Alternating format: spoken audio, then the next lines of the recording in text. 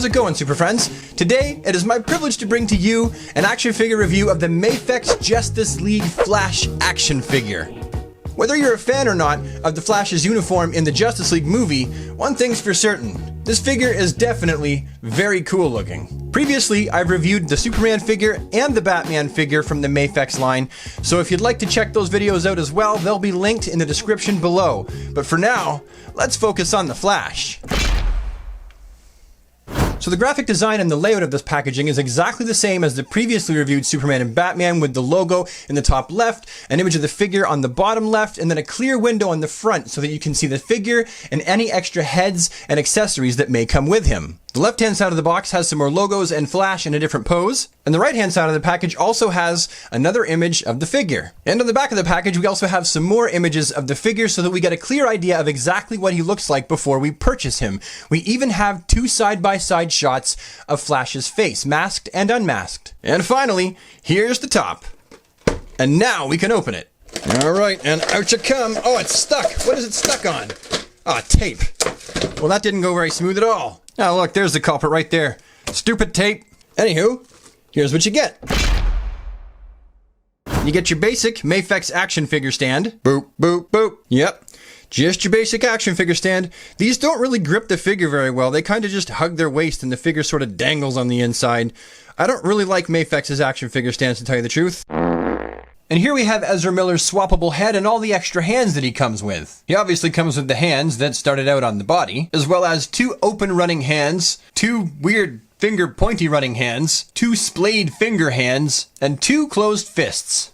As for the unmasked swappable head, I think they've done a pretty good job of capturing Ezra Miller's facial structure and features. The paint job on Ezra Miller's face looks pretty good. Close up, you can see that it's actually lots of tiny, tiny dots. But when you look at the figure from a regular standpoint, it actually looks really good. Now, as for the overall look of this action figure, I think that they've done a wonderful job of capturing what Ezra Miller looked like as the Flash in the Justice League. For one, the head sculpt, the face and the helmet both match spot on, and I can really see Ezra Miller underneath that helmet.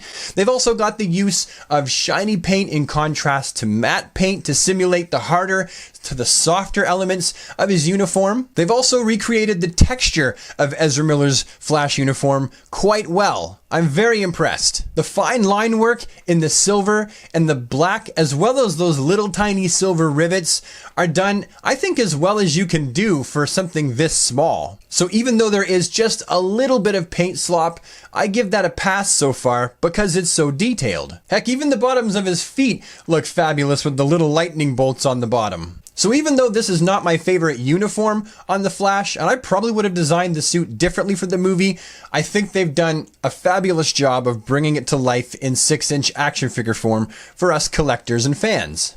And now we'll cover articulation. We'll see what this Flash figure can do, and also what its limitations are.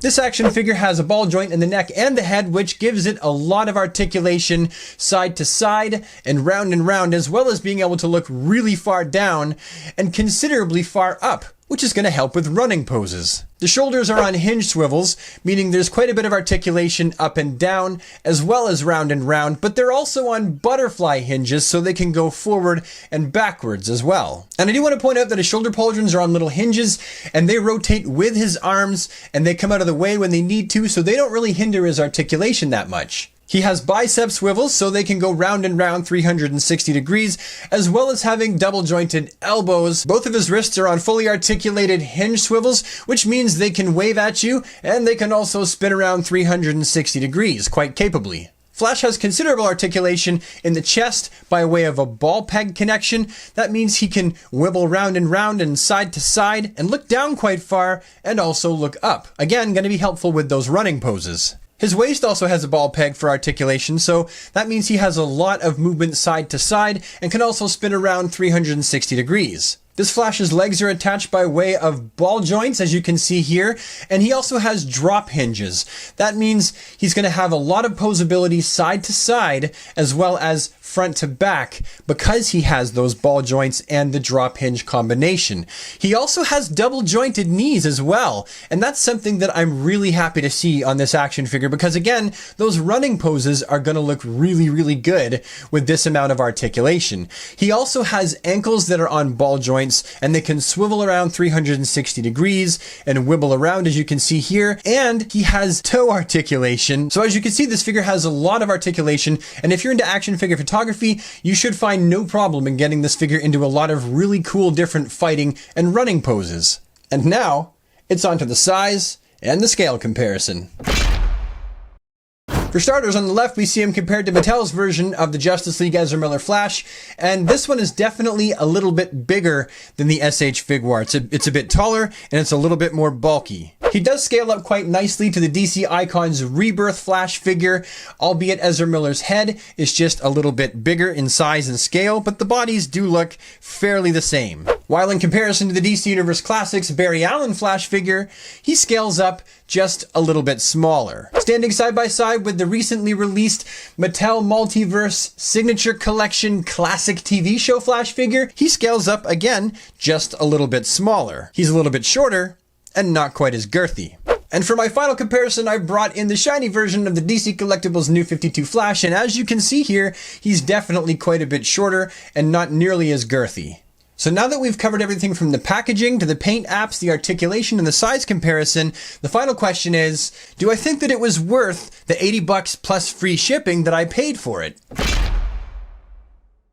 So taking into account the quality of the sculpt of this figure, in that it actually comparatively looks like Ezra Miller's depiction of the Justice League version of Flash, and all of the sculpting details and the paint app quality and the amount of articulation that this figure has, which it has lots of it, and also the fact that this is an import figure, so they tend to be a little bit harder to find and more expensive to buy in the first place. Even though I wish I had paid something closer to $50 for it, I'm still satisfied with the fact that I paid $80 for it. I would have rather had it and paid $80 than not had it and not paid $80. I mean, if you can find this anywhere for less than $80, you're doing really well, but $80 is going to be about the average. So my final verdict is, if you're a Justice League fan, a DC fan, or a Flash fan in general, you're probably going to want to pick this guy up, because I think that he is amazing. He's well worth the time and effort to track down.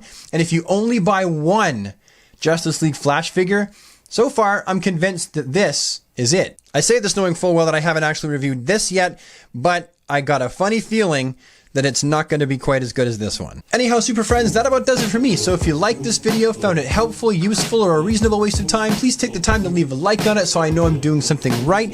If you have anything to say about this figure at all, please leave it down in the comment section below. And if you think you'd like to become a super friend and join the DC squad, just hit the subscribe button. Remember to ding the bell so that you never miss a video, and I will see you in the next one.